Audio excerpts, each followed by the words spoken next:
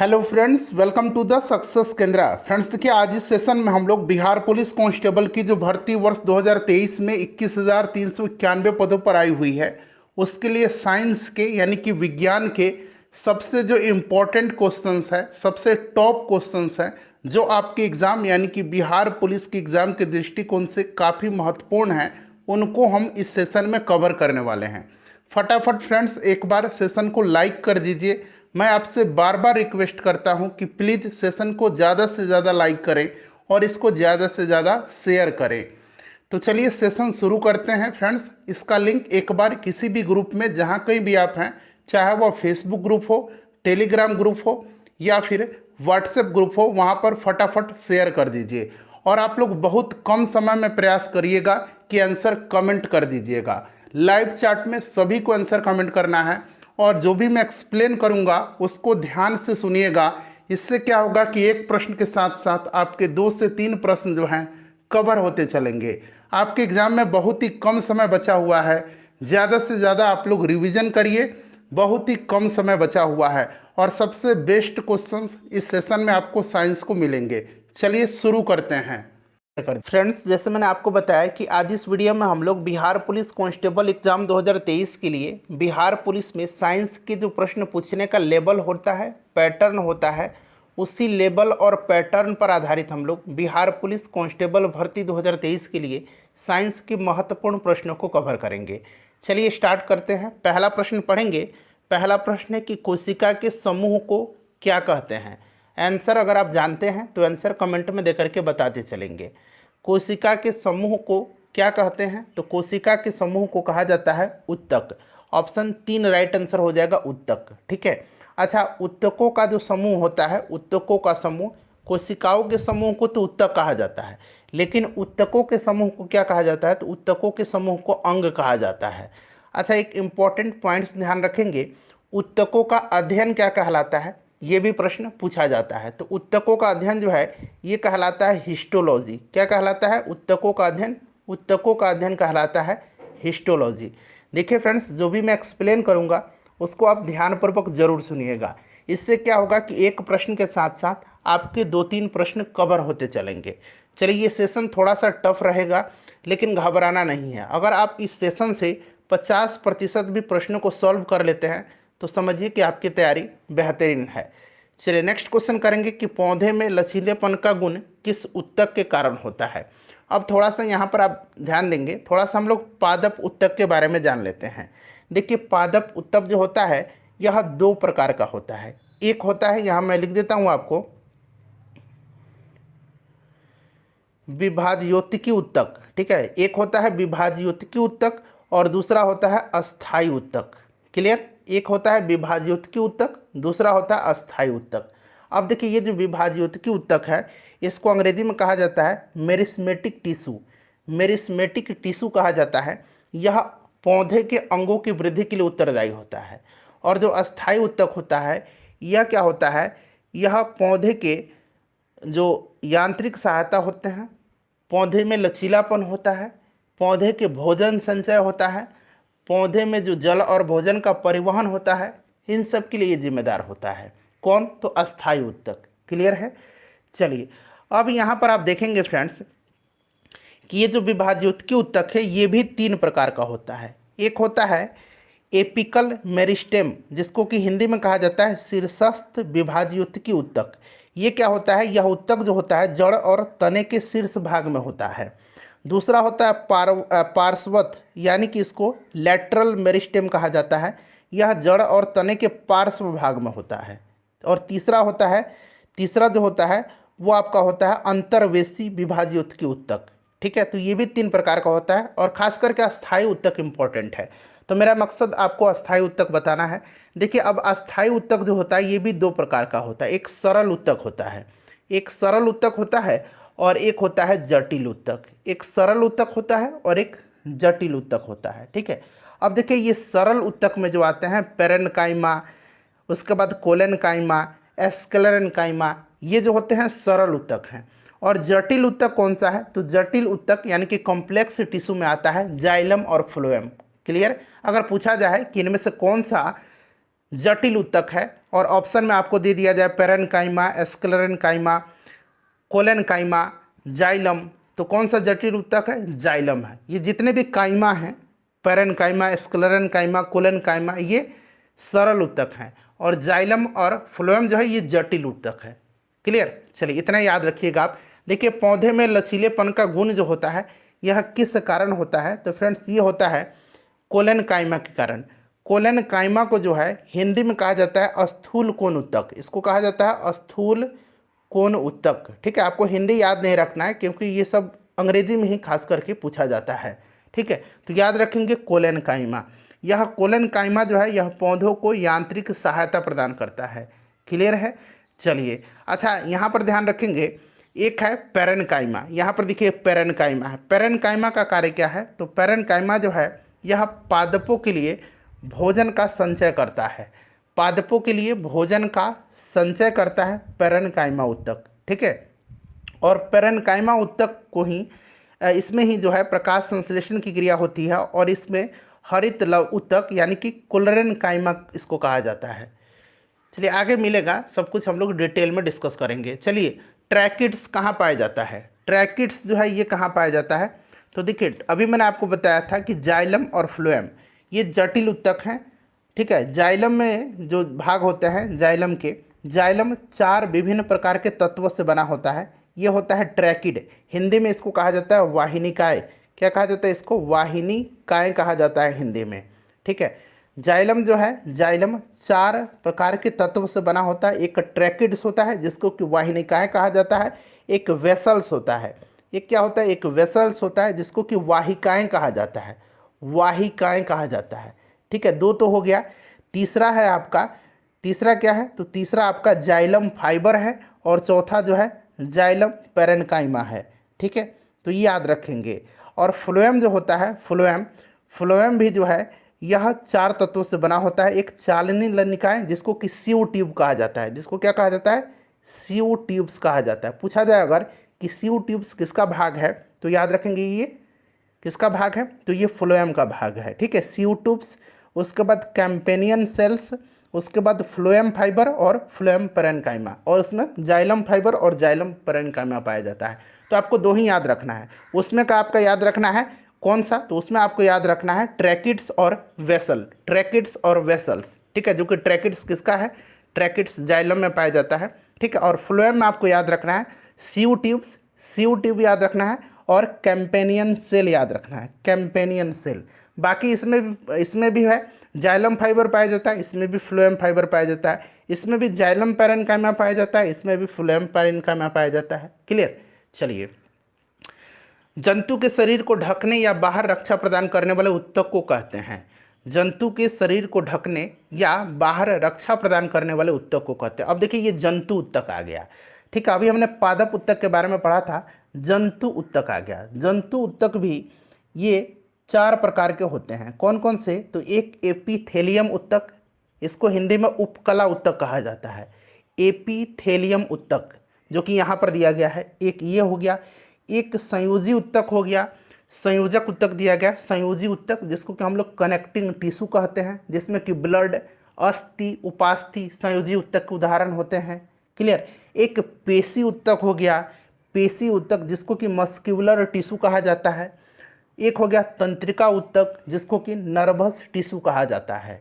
Clear? ये 4 उत्तक हो गए। अब इनमें से जंतु के शरीर को ढकने या बाहर रक्षा प्रदान करने वाला उत्तक कौन सा है? बहुत ही आसानी से आप बना लीजिएगा। अभी 4 उत्तकों का मैंने नाम बताया था। देखिए संयोजी उत्तक, यह तो ढक नहीं सकता है। पेशी उत्तक, मस्कुलर टिश्यू, ये भी नहीं ढक सकता है। ठीक है, और आपको ऊपर कौन ढकेगा? कुछ जो चमड़ा है वही ढकता है ना। तो चर्म जो है चमड़ा, एपिडर्मिक आपने पढ़ा है। तो इसी तरह से एपीथेलियम उत्तक, इस तरह से रिलेट करके आप याद रख सकते हैं। ऑप्शन 3 इसका राइट आंसर हो जाएगा। चलिए नेक्स्ट क्वेश्चन है हमारा कि जिन उत्तकों में क्लोरोफिल पाया जाता है उससे क्या कहते हैं? तो अभी मैंने बताया था ये पादप उत्तक की बात हो रही है, जिसमें क्लोरोफिल पाया जाता है उसको हम लोग क्लोरेनकाइमा कहते हैं। क्या कहते हैं? क्लोरेनकाइमा। पेरेन्काइमा का ही यह, पेरेन्काइमा में ही होता है क्लोरेनकाइमा। क्लियर? अच्छा, ये जो मृदुत्तक है क्लोरेनकाइमा है, उसमें कैविटीज पाई जाती है। उसमें क्या पाई जाती है? कैविटीज पाई जाती है, यानी कि हिंदी में इसको कहेंगे इसमें गुहिकाएँ पाई जाती हैं। गुहिकाएँ पाई जाती हैं जिसमें क्या होता है, जिसमें जलीय पौधे के तैरने के लिए कैविटीज होती हैं, और इसको जो है क्या कहा जाता है, इसको एरेनकाइमा कहा जाता है। इसको कहा जाता है एरेनकाइमा, यहाँ मैं लिख देता हूँ, इसको कहा जाता है एरेनकाइमा। क्लियर। तो जलीय पौधों के लिए जब बात करेगा तो एरेनकाइमा याद रखेंगे, जो जो तैरने के लिए गुहिकाएँ होता है, कैविटीज रहता है। और जब क्लोरोफिल की बात करेगा तो इसको क्लोरेनकाइमा कहेंगे। क्लियर। चलिए, टफ है ना थोड़ा सा, लेकिन इसी लेवल के प्रश्न होते हैं। चलिए, निम्नलिखित में से कौन ऑर्थ्रोपोडा का उदाहरण नहीं है? तो देखिए, ऑर्थ्रोपोडा संघ जो है इसमें आता है तितली, मक्खी, तिलचट्टा, मकड़ी, ये सब आता है। केंचुआ नहीं आता है। केंचुआ जो है ये एनेलिडा संघ के अंतर्गत आता है। केंचुआ, जोंक, ये सब जो आता है, केंचुआ, जोंक, ये सब एनेलिडा संघ के अंतर्गत आते हैं। चलिए, अगला प्रश्न कर लेंगे। फ्रेंड्स, एक बार सेशन को लाइक कर दीजिए। और देखिए, हम लोग बिहार पुलिस कांस्टेबल के लिए 50 से अधिक इंपॉर्टेंट प्रश्नों को कवर किए हुए हैं। मैंने सबका लिंक इस वीडियो के डिस्क्रिप्शन में दे दिया है, प्लेलिस्ट बना दिया है। आप चैनल पर चले जाइए और प्लेलिस्ट ओपन करके देख लीजिएगा। संवेग का एसआई मात्रक है। संवेग का एसआई मात्रक है। अच्छा, संवेग यानी कि मोमेंटम की बात की जा रही है। अब मोमेंटम से आपको याद होगा कि मोमेंटम इक्वल टू क्या होता है, तो मास इंटू वेलोसिटी होता है। मास इंटू वेलोसिटी होता है। अब मास का क्या हो जाएगा, मास का किलोग्राम हो जाएगा, और वेलोसिटी का क्या हो जाएगा, मीटर पर सेकंड हो जाएगा। यही तो यूनिट है मोमेंटम का। तो देखिए कहाँ पर दिया गया, केजी मीटर पर सेकंड, केजी मीटर पर सेकंड, ऑप्शन 2 में दिया गया है। अगला प्रश्न, किसी वस्तु का भार पानी के अंदर क्या होता है, बढ़ जाता है, घट जाता है, समान रहता है, या इनमें से कोई नहीं? बताएंगे किसी वस्तु का भार पानी के अंदर क्या होता है। तो देखिए, किसी भी वस्तु को जब पानी में डुबाई जाती है तो उस पर एक ऊर्ध्वगामी यानी कि ऊपर की ओर एक बल कार्य करता है, जिसका परिणाम द्रव के भार के बराबर होता है। क्लियर। आपने पढ़ा होगा, ये आर्किमिडीज का सिद्धांत है। तो कोई भी वस्तु जो है जब पानी में उसको डाला जाता है तो वस्तु का भार पानी के अंदर क्या होता है, घट जाता है। ऑप्शन नंबर 2 इसका राइट आंसर हो जाएगा। क्लियर। चलिए, नेक्स्ट क्वेश्चन कर लेंगे हम लोग कि दो कण के बीच, थोड़ा सा छोटा कर दूं ताकि स्पष्ट आपको दिखाई दे। देखिए, दो कण के बीच गुरुत्वाकर्षण बल उसके बीच की दूरी के किस प्रकार संबंधित है। गुरुत्वाकर्षण बल आपने पढ़ा होगा, न्यूटन का गुरुत्वाकर्षण का नियम भली भांति आपको याद होगा कि ब्रह्मांड में किन्हीं दो पिंडों के मध्य कार्य करने वाला आकर्षण बल उनके उनके द्रव्यमानों के गुणनफल के समानुपाती, उनके द्रव्यमानों के गुणनफल के समानुपाती और उनके मध्य की दूरी के वर्ग के व्युत्क्रमानुपाती होता है। यानी ये फॉर्मूला आपको भली भांति याद होगा कि F इक्वल टू जी क्या है यहाँ पर, तो जी जो है फ्रेंड्स, यह एक यूनिवर्सल ग्रेविटेशनल कांस्टेंट है, सार्वत्रिक गुरुत्वाकर्षण नियतांक है। अभी मैंने आपको बताया था कि किन्हीं दो पिंडों के मध्य कार्य करने वाला आकर्षण बल उनके द्रव्यमान के गुणनफल, चूंकि दो यहाँ पर पिंड हैं तो एक पिंड का द्रव्यमान m1 हो गया और एक पिंड का m2 हो गया, उनके द्रव्यमान के गुणनफल के समानुपाती और उनके बीच की दूरी के वर्ग के व्युत्क्रमानुपाती होता है। ये दूरी है, डी को हम डिस्टेंस से डिनोट कर रहे हैं। ठीक है, कहीं कहीं आर भी लिखा रहेगा, इस तरह से कोई दिक्कत नहीं है। तो ये क्या हो जाएगा फ्रेंड्स, अब यहाँ पर देख सकते हैं ये जो रिलेशन है यहाँ पर, ये क्या हो जाएगा, F is inversely proportional to d square. ठीक है, एक तो था directly proportional to m1 into M2। ठीक है, उनके दोनों के द्रव्यमान के गुणनफल के समानुपाती और इनवर्सली प्रोपोर्शनल टू बीच की दूरी के वर्ग के व्युत्क्रमानुपाती। क्लियर। तो ये वाला जो है रिलेशन सही दिया गया है। अच्छा, यहाँ पर अब ये बात जी की आई है। जी क्या है, तो जी मैंने बताया था यूनिवर्सल ग्रेविटेशनल कांस्टेंट है, इसका मान पूछा जाता है। जी का मान कभी कभी पूछा जाता है, तो आप याद रखेंगे 6.6 इंटू 10⁻⁻11, और ये यूनिट आपको खास करके याद रखना है, न्यूटन मीटर स्क्वायर पर केजी स्क्वायर। क्लियर है। चलिए आगे बढ़ा जाए, नेक्स्ट क्वेश्चन कर लेंगे। अगला प्रश्न है हमारा, फ्रेंड्स प्लीज़ एक बार वीडियो को लाइक कर दीजिए। देखिए, पृथ्वी के सतह के नीचे जाने पर जी का मान क्या है। जी का मान क्या होता है, जी का मान तो आपको पता है ना, 9.8 मीटर पर सेकंड स्क्वायर होता है। तो बताएंगे जी का मान पृथ्वी के सतह के नीचे जाने पर क्या होता है। देखिए, पृथ्वी के सतह से आप नीचे जाइए या ऊपर जाइए, जी का मान जो है सदैव घटता है ऊपर या नीचे जाने पर। जी का मान अधिकतम कहाँ पर होता है? तो अधिकतम ध्रुव पर होता है। जी का मान अधिकतम कहाँ पर होता है? ध्रुव पर होता है। और न्यूनतम कहाँ पर होता है? तो न्यूनतम जो है जी का मान ये भूमध्य रेखा पर होता है, भूमध्य रेखा पर होता है। इसे भी आप याद रखिएगा। चलिए अगला प्रश्न कर लेंगे कि जिन उत्तकों में क्लोरोफिल पाया जाता है उससे क्या कहते हैं। अभी जस्ट इस प्रश्न को मैंने बताया है और ये प्रश्न खास करके मैंने आपके लिए रखा है कि आप इसका आंसर कमेंट करेंगे। आपको इसका आंसर आना चाहिए क्योंकि कितने अच्छे तरीके से मैंने बताया है। चलिए फटाफट इसका आंसर कमेंट कर दीजिएगा लोग। चलिए नेक्स्ट क्वेश्चन करेंगे कि पौधे में वाष्प उत्सर्जन किसके द्वारा होता है। पौधे में वाष्प उत्सर्जन जो होता है यह किसके द्वारा होता है। तो देखिए सबसे पहले आप यहाँ पर ध्यान देंगे कि पौधे में वाष्प उत्सर्जन जो होता है यह होता है स्टोमेटा के द्वारा, यानी कि हिंदी में इसको रंग्र कहा जाता है। ठीक है, रंग्र के द्वारा होता है। कहीं के रंग्र आपको रहेगा तो दोनों याद रखेंगे। अच्छा, ये जो वाष्प उत्सर्जन की दर है ये किन किन बातों पर निर्भर करती है, ये बहुत ज़रूरी है। देखिए प्रकाश की तीव्रता बढ़ने पर, जब प्रकाश की तीव्रता बढ़ेगी तब वाष्प उत्सर्जन की दर भी बढ़ेगी। प्रकाश की तीव्रता बढ़ेगी, थोड़ा सा कॉमन सेंस लगाना है। प्रकाश की तीव्रता जब बढ़ेगी तो वाष्प उत्सर्जन की दर भी बढ़ेगी। ठीक है, तापमान जब बढ़ेगा तो वाष्प उत्सर्जन की भी दर बढ़ जाएगी। यानी कि प्रकाश की तीव्रता बढ़ा तो भी वाष्प उत्सर्जन बढ़ गई, तापक्रम बढ़ा तो भी वाष्प उत्सर्जन बढ़ गई। आर्द्रता जब बढ़ेगा तब वाष्प उत्सर्जन की दर घट जाएगी। आर्द्रता जब बढ़ेगा तब वाष्प उत्सर्जन की दर घट जाएगी। वायु की गति भी तेज होगा तब भी वाष्प उत्सर्जन तेजी से होगा। क्लियर? तो सिर्फ आर्द्रता में घट जा रही, आर्द्रता बढ़ने पर वाष्प उत्सर्जन घट जाती है। इसको नोट डाउन कर लीजिए आप। चलिए अच्छा, आर्द्रता जो है ह्यूमिडिटी अंग्रेजी में इसको कहते हैं। ठीक है, याद रखेंगे। वाष्प उत्सर्जन की दर को किसके द्वारा मापा जाता है? तो वाष्प उत्सर्जन की दर जो है इसको मापा जाता है गैनोंग पोटोमीटर के द्वारा, गैनोंग पोटोमीटर के द्वारा। ठीक है, याद रखेंगे। हिंदी में मैं लिख देता हूँ गैनोंग पोटोमीटर, गैनोंग पोटोमीटर के द्वारा वाष्प उत्सर्जन की दर को मापा जाता है। चलिए तो ये स्टोमेटा हो जाएगा। नेक्स्ट क्वेश्चन है कि अस्थि कैसा उत्तक है। अभी मैंने आपको बताया अस्थि, उपास्थि, ब्लड यानी कि रक्त, ये जो है ये संयोजी उत्तक हैं, कनेक्टिंग टिश्यू हैं। क्लियर? चलिए अगला प्रश्न है कि जंतुओं में भोजन का संग्रहण कौन सा उत्तक करता है। अच्छा, ये तो जंतु हो गया। अगर पादप में पूछ ले तो पादप में भोजन का संग्रहण कौन करता है? तो अभी मैंने आपको बताया था कि पादप में भोजन का संग्रहण जो है, भोजन का संचय जो है यह पैरेन्काइमा करता है। कौन करता है? तो ये पैरेन्काइमा करता है। मैंने बताया भी था कि पैरेन्काइमा करता है। ठीक है, पैरेन्काइमा करता है। और जंतुओं में भोजन का संग्रहण पेशी उत्तक करता है। क्लियर? चलिए नेक्स्ट क्वेश्चन करेंगे। खाली स्थान दिया गया है।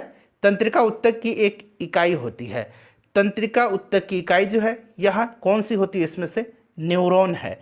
न्यूरॉन तंत्रिका उत्तक की इकाई होती है। ठीक है, चलिए नेक्स्ट क्वेश्चन है कि निम्नलिखित में से कौन सरल उत्तक का प्रकार नहीं है। अच्छा, सरल उत्तक के बारे में और जटिल उत्तक के बारे में मैंने बताया था। जटिल उत्तक दो ही चीज़ याद रखना है, जाइलम और फ्लोएम जटिल उत्तक हैं। बाकी जो भी आपका पैरेन्काइमा, कोलेन्काइमा, स्क्लेरेन्काइमा ये सब दिख गया, ये आपके सरल उत्तक हैं।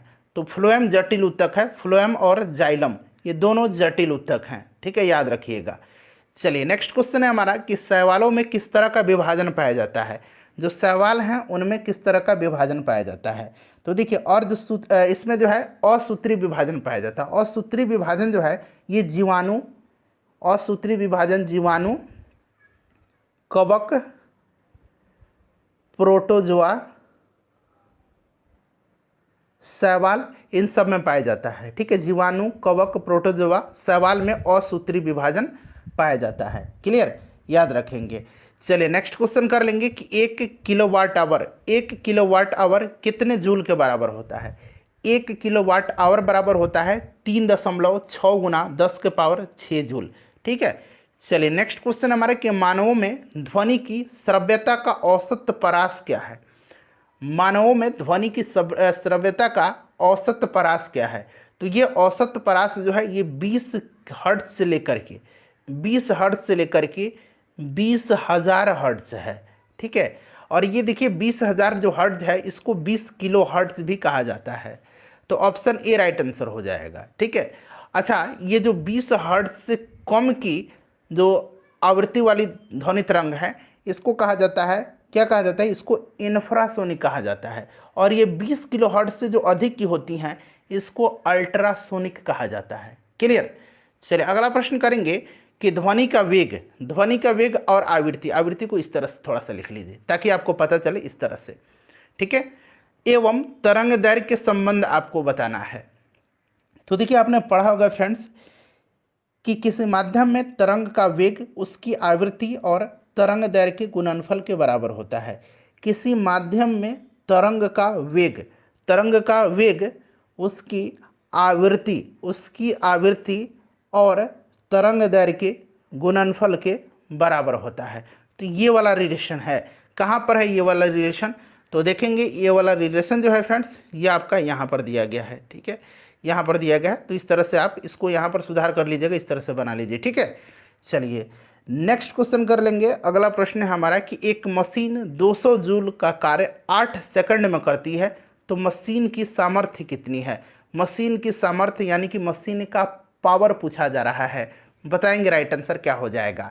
बहुत ही सिंपल है, पावर बराबर क्या होता है, तो पावर बराबर होता है वर्क अपॉन टाइम यानी कि कार्य बटा समय होता है। कार्य दिया गया है कितना, तो कार्य 200 जूल दिया गया है, समय दिया गया है 8 सेकंड। अब इसको आप लोग सॉल्व कर देंगे तो ये आपका 8 दूना 16 और 8 पच्चीस 40 यानी कि 25 आ गया। और पावर का यूनिट आपको याद रखना है क्योंकि यहाँ 25 यहाँ 2 जगह है 3 जगह है, तो पावर का वाट होता है, तो 25 वाट इसका राइट आंसर हो जाएगा। चलिए स्नायु और कंडरा, अब ये शुद्ध हिंदी है। स्नायु को अंग्रेजी में कहा जाता है, क्या कहा जाता है, तो स्नायु को अंग्रेजी में कहा जाता है लिगामेंट्स। स्नायु को क्या कहा जाता है, लिगामेंट्स कहा जाता है। यहाँ मैं लिख देता हूँ लिगामेंट्स, ठीक है, ये स्नायु है, स्नायु को लिगामेंट कहा जाता है। और कंडरा को टेंडन कहा जाता है। कंडरा को क्या कहा जाता है, कंडरा को टेंडन कहा जाता है। तो स्नायु और कंडरा यानी कि लिगामेंट्स और टेंडन ये क्या हैं, तो ये संयोजी ऊतक के उदाहरण होते हैं। संयोजी ऊतक याद रखेंगे। अच्छा, लिगामेंट्स का कार्य पूछा जाता है। लिगामेंट्स क्या करता है, यानी कि जो स्नायु है ये 2 हड्डियों को एक साथ जोड़ता है, और टेंडन जो है ये हड्डी और मांसपेशी को जोड़ता है। और ये 2 हड्डी को हड्डी से जोड़ता है लिगामेंट, और हड्डी को मांसपेशी से जोड़ता है टेंडन। क्लियर। चलिए अगला प्रश्न है कि आवृत्ति का एसआई मात्रक आपसे पूछ लिया गया है, बताएंगे कि आवृत्ति का एसआई मात्रक क्या होता है। तो आवृत्ति का एसआई मात्रक जो होता है हर्ट्ज होता है, ठीक है, आपने ये तो पढ़ा होगा। अच्छा, आवृत्ति और टाइम पीरियड का गुणनफल एक होता है। टाइम पीरियड और जो आवृत्ति है, आवृत्ति या इसी तरह से मैं लिख देता हूँ, ठीक है, इसका गुणनफल एक होता है। तो आवृत्ति बराबर अब क्या हो जाएगा, तो 1 बटा टाइम पीरियड हो जाएगा, यानी कि ऑप्शन सी जो है, ऑप्शन 3 नंबर सेकंड इनवर्स इसका राइट आंसर हो जाएगा। चलिए नेक्स्ट क्वेश्चन है कि एक पिंड का वेग उसके प्रारंभिक वेग का 3 गुना करने पर, एक पिंड का वेग उसके प्रारंभिक वेग के 3 गुना करने पर उसकी गतिज ऊर्जा क्या होगी। अब देखिए गतिज ऊर्जा हाफ mv² कर रहा है प्रश्न में कि मास में कोई चेंजिंग नहीं है और ये 3 गुना उसकी ऊर्जा प्रारंभिक वेग कर दिया जा रहा है, तो यानी कि 3v² हो गया। अब यहाँ पर हाफ m 3 तिरका 9v² हो जाएगा। मैंने आपको बताया है कि जब भी आप गतिज ऊर्जा वाला प्रश्न को सॉल्व करेंगे तो इसमें से आप फार्मूला को बाहर निकालेंगे। अब इसमें फार्मूला क्या है, काइनेटिक एनर्जी का हाफ m और v², तो यहाँ पर निकाल दीजिए हाफ m और v²। अंदर क्या बच गया, अंदर 9 बचा, इस 9 को बाहर कर दीजिए, एक ही बात तो है, तो इससे पता भी चल जाएगा कितना है, तो 9 गुनी हो गई, ठीक है, ये काइनेटिक एनर्जी है 9 गुनी हो गई, तो इस तरह से 9 गुनी राइट आंसर हो जाएगा। चलिए वायरस से होने वाला रोग निम्नलिखित में से नहीं है, इनमें से कौन सा वायरस से होने वाला रोग नहीं है, तो डेंगू वायरस से होता है, इन्फ्लुएंजा भी होता है, एड्स भी होता है, हैजा नहीं होता है। हैजा जो होता है ये जीवाणु से होता है, हैजा बैक्टीरिया जीवाणु से होने वाला रोग है। नेक्स्ट है कि संक्रमित पेयजल से फैलने वाला रोग कौन सा है, संक्रमित पेयजल से फैलने वाला जो रोग है यह कौन सा रोग है, तो फ्रेंड्स यह हेपेटाइटिस है, हेपेटाइटिस है, राइट आंसर हेपेटाइटिस हो जाएगा, ठीक है। लीवर को प्रभावित करता है। एंटीबॉडी का निर्माण किस कोशिका के द्वारा होता है, एंटीबॉडी का निर्माण जो है यह होता है किसके द्वारा, यहाँ सुधार करेंगे, इसको लिम्फो इस तरह से लिखिए, ठीक है, लिम्फ्रो नहीं होगा, ये लिम्फोसाइट होता है, लिम्फोसाइट्स, ठीक है, बना लीजिए इसको लिम्फोसाइट्स। चलिए बताइएगा कि एंटीबॉडी का निर्माण किस कोशिका के द्वारा होता है। तो एंटीबॉडी का निर्माण जो है लिम्फोसाइट्स के द्वारा होता है। किसके द्वारा होता है? लिम्फोसाइट्स के द्वारा होता है। सेम प्रश्न जो है बीपीएससी में पूछा गया है। चलिए नेक्स्ट क्वेश्चन कर लेंगे कि ईसीजी का पूरा नाम क्या है। ईसीजी का पूरा नाम क्या है? ईसीजी का और एक ईईजी होता है। ईईजी यह हृदय के लिए होता है, ये मस्तिष्क के लिए होता है, और ईसीजी हृदय के लिए होता है। ठीक है, ईसीजी हृदय के लिए और ईईजी जो है ये मस्तिष्क के लिए, याद रखिएगा। क्लियर।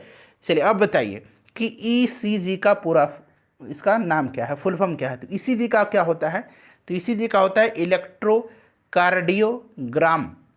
इलेक्ट्रोकार्डियोग्राम, तो इनमें से कोई नहीं होगा क्योंकि कार्डियोग्राम नहीं, कार्डियोग्राफ दिया गया, इलेक्ट्रोकार्डियोग्राम होता है। और ईईजी का क्या होता है? ईईजी का होता है इलेक्ट्रोइंसेफेलोग्राम। इलेक्ट्रोइंसेफेलोग्राम, ठीक है। चलिए नेक्स्ट क्वेश्चन है कि रक्त प्लाज्मा में सबसे अधिक मात्रा में मौजूद है। तो रक्त प्लाज्मा जो होता है इसमें सबसे अधिक मात्रा में, अच्छा रक्त में प्लाज्मा कितना होता है? तो रक्त में प्लाज्मा 55% लगभग होता है। रक्त में प्लाज्मा कितना होता है? तो लगभग 55%। और प्लाज्मा में क्या होता है सबसे ज़्यादा? तो प्लाज्मा में लगभग 90% जल होता है। ठीक है। नेक्स्ट क्वेश्चन है कि रक्तचाप का सामान्य से अधिक हो जाना क्या कहलाता है? रक्तचाप का, ब्लड प्रेशर का सामान्य से अधिक हो जाना क्या कहलाता है? तो फ्रेंड्स ये हाइपरटेंशन कहलाता है। हाइपरटेंशन का केस आपने पढ़ा भी होगा, सुना भी होगा। ठीक है, हाइपरटेंशन होता है। देखिए किस गैस के कारण पावरोटी या केक फूल करके मुलायम और स्पंजी हो जाते हैं? किस गैस के कारण? तो यह गैस जो है जिसके कारण पावरोटी और केक या रोटी फूलता है, कार्बन डाइऑक्साइड है। कार्बन डाइऑक्साइड है। ठीक है। चलो उसके बाद देखिए निम्नलिखित में से किसका उपयोग जो है सोडा अम्ल अग्निशामक के रूप में किया जाता है? अग्निशामक के रूप में किया जाता है, बताएंगे। अग्निशामक के रूप में किया जाता है किसका इसमें से इस्तेमाल? तो ये बेकिंग सोडा का किया जाता है। Baking soda NaHCO3 baking soda खाने वाला सोडा है। चलिए अगला प्रश्न है हमारा कि नेटल पौधे, नेटल एक तरह का पौधा होता है, नेटल पौधे के पत्तों को छूने पर डंक जैसा दर्द होता है। यह दर्द किस अम्ल के स्राव से होता है? तो नेटल पौधे की पत्तियों पर जो होता है क्या होता है? मेथोनोइक अम्ल होता है। ये डंक जो होता है उसमें मेथोनोइक अम्ल जो है स्रावित होता है। मेथोनोइक अम्ल याद रखिएगा। ठीक है, VBI क्वेश्चन है। नेक्स्ट है हमारा कि 281 किस तत्व का इलेक्ट्रॉनिक विन्यास है? तो 2 8 10 और 11 यानी कि 11 एटॉमिक नंबर किसका है? अगर आपको याद है तो आप आसानी से इसको सॉल्व कर लीजिएगा। 11 सोडियम का होता है। ठीक है, 11 सोडियम का होता है। चलिए नेक्स्ट क्वेश्चन है हमारा कि निम्नलिखित किरणों में से सबसे अधिक वेधन क्षमता किसमें होती है? सबसे अधिक वेधन क्षमता जो होती है ये किसकी होती है? तो सबसे ज़्यादा वेधन क्षमता जो है ये गामा किरण की होती है। किसकी होती है? गामा किरण की वेधन क्षमता सबसे ज़्यादा होती है, तो गामा किरण हो जाएगा। और सबसे ज़्यादा आयनन क्षमता किसका होता है? सबसे ज़्यादा आयनन क्षमता किसका होता है? तो सबसे ज़्यादा आयनन क्षमता जो है ये अल्फा किरण का होता है। अगला प्रश्न कि 573 केल्विन का समतुल्य तापमान सेंटीग्रेड में क्या होगा? तो आपको पता है कि सेंटीग्रेड में हम जब भी सेंटीग्रेड से हम केल्विन में जाते हैं तो सेंटीग्रेड से केल्विन में 273 जोड़ देते हैं। 273 जोड़ देते हैं ना, आपको याद है ना कि 0 डिग्री C प्लस 273, ये केल्विन में इस तरह से हम लोग इसको बदलते हैं। तो देखिए अब आपको उल्टा आना है, केल्विन से सेल्सियस में आना है। तो आपको क्या करेंगे, 573 में से 273 को घटा देंगे तो आपको सेंटीग्रेड मिल जाएगा। तो 0 ये आपका कितना हो जाएगा 0, और 5 में से 2 गया 3, यानी कि 300 डिग्री सेंटीग्रेड हो जाएगा। बर्फ का गलनांक है, बर्फ का गलनांक 0 डिग्री सेंटीग्रेड है। ठीक है, तो यहाँ पर देखिएगा केल्विन में दिया गया 273 केल्विन। क्लियर। गर्मियों में घड़े का जल निम्नलिखित प्रक्रमों में से किसके कारण ठंडा हो सकता है? किसके कारण ठंडा हो सकता है? तो ये ठंडा जो होता है ये वाष्पीकरण के कारण होता है। ठीक है, तो यहाँ पर देखिएगा वाष्प उत्सर्जन दिया गया है, वाष्प उत्सर्जन इसका राइट आंसर हो जाएगा। क्लियर। चलिए नेक्स्ट क्वेश्चन है कि कोशिका की सबसे बाहरी परत को क्या कहते हैं? कोशिका की सबसे बाहरी परत को क्या कहते हैं? तो कोशिका की जो सबसे बाहरी परत है इसको कोशिका झिल्ली कहा जाता है। कोशिका झिल्ली कहा जाता है। ठीक है। चलिए नेक्स्ट क्वेश्चन हमारा, अच्छा कोशिका की खोज किसने किया था? रॉबर्ट हुक ने किया था। चलिए, मानव शरीर में पाई जाने वाली निम्नलिखित में से कौन सी ग्रंथि अंतःस्रावी और बहिस्रावी दोनों है? कौन सी ग्रंथि जो है ये अंतःस्रावी भी है और बहिस्रावी भी है? तो यह ग्रंथि कौन सी है? यह ग्रंथि अग्नाशय है। अग्नाशय से ही इंसुलिन स्रावित होता है, ध्यान रखिएगा आप, ठीक है।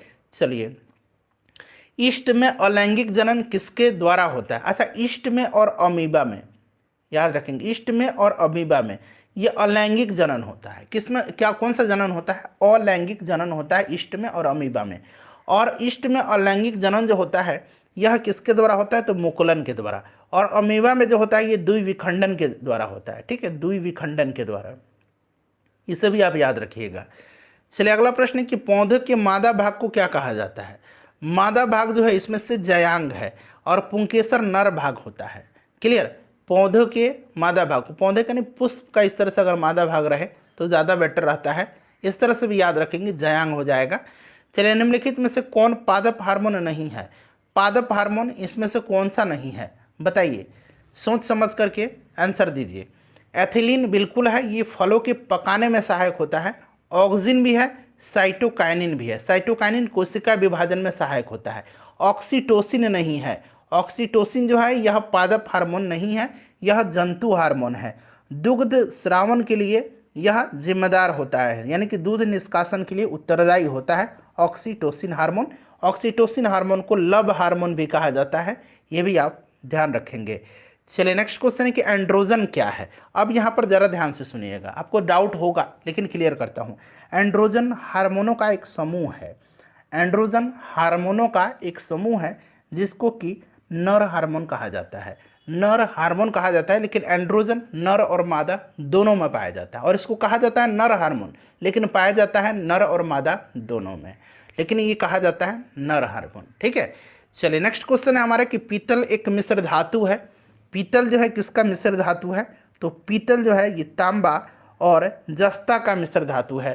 तांबा और जिंक का, यानी कि जस्ता का मिश्र धातु है। अगला प्रश्न है कि कौन सी अधातु है जो कमरे के ताप पर द्रव अवस्था में होती है? कौन सी अधातु है जो कमरे के ताप पर द्रव अवस्था में होती है? बताएंगे भाई, राइट आंसर इसका क्या हो जाएगा? तो यह अधातु जो है यह ब्रोमीन है, ठीक है। एल्काइन का सामान्य फॉर्मूला पूछा गया है, एल्केन, एल्कीन और एल्काइन। एल्काइन का क्या होगा? एल्काइन का क्या होगा? तो एल्काइन का जो होगा फॉर्मूला इसका, ये आपका CnH2n-2 हो जाएगा एल्काइन का। ये एल्कीन का है, ये एल्केन का है। चलो, उसके बाद नेक्स्ट क्वेश्चन है कि मेंडलीव ने अपनी सारणी में तत्वों को किस आधार पर व्यवस्थित किया था? मेंडलीव ने अपने आवर्त सारणी में तत्वों को किस आधार पर व्यवस्थित किया था? चलिए, आवर्त सारणी का जनक कहा जाता है दमित्री मेंडलीव को। तो इन्होंने रासायनिक गुणधर्म के आधार पर, परमाणु द्रव्यमान के और मूल गुणधर्म के आधार पर, यानी कि उपरोक्त सभी इसका राइट आंसर हो जाएगा, ठीक है। चलिए, अगला प्रश्न है कि मेंडलीव ने जब अपना कार्य आरंभ किया तब तक ज्ञात तत्वों की संख्या कितनी थी? तो टोटल 63 ज्ञात तत्व थे, ठीक है। चलिए, ये प्रश्न आपके लिए है, इसका आंसर आप कमेंट करके बताइएगा। और क्या बताइए, आपने 50% सॉल्व कर दिया है। आंत्र ज्वर मानव शरीर के किस अंग को प्रभावित करता है? राइट आंसर कमेंट करके इसका बताइएगा। वीडियो को प्लीज़ लाइक कर दीजिए।